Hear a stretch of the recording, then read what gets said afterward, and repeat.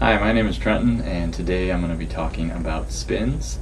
First of all, I'm going to review stalls with you because in order for an airplane to spin, it first needs to be stalled.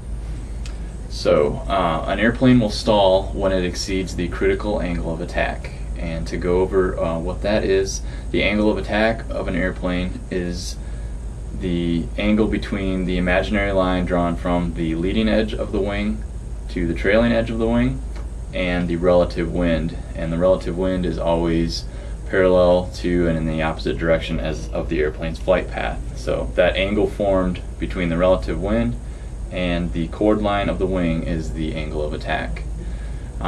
It's also important to remember that the angle of attack, the critical angle of attack, can be exceeded at any airspeed and any flight condition. So when the airplane exceeds that critical angle of attack, what happens is the air that's going over the top of the wing, it separates from the top of the wing, and the wing will not be producing enough lift to keep the airplane flying. So at that point you would be stalled, and in a normal stall, when you have the airplane coordinated, if you stall the airplane and you keep the tail directly in line with the nose of the airplane, basically, when you recover from that stall, it's just going to stall straight over and you can recover and go on with your normal flight. However, if you stall the airplane and the tail is off to one side or the other, that is the situation where you can enter a spin and you would be in an uncoordinated stall at that point.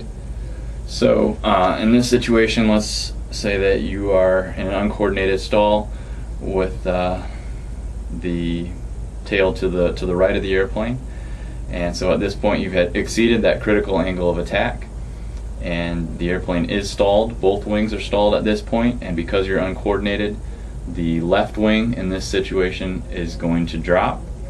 And when this left wing drops, what happens is the relative wind that I was talking about earlier changes, and since this wing drops, the relative wind is going to be basically directly below the wing, so that causes this wing that dropped to have a higher angle of attack, and it further increases the stall of that airplane. So both wings are stalled, but since this wing dropped, it has a higher angle of attack than the high wing, and so this wing is going to be producing less lift than this wing, than the right wing in this situation.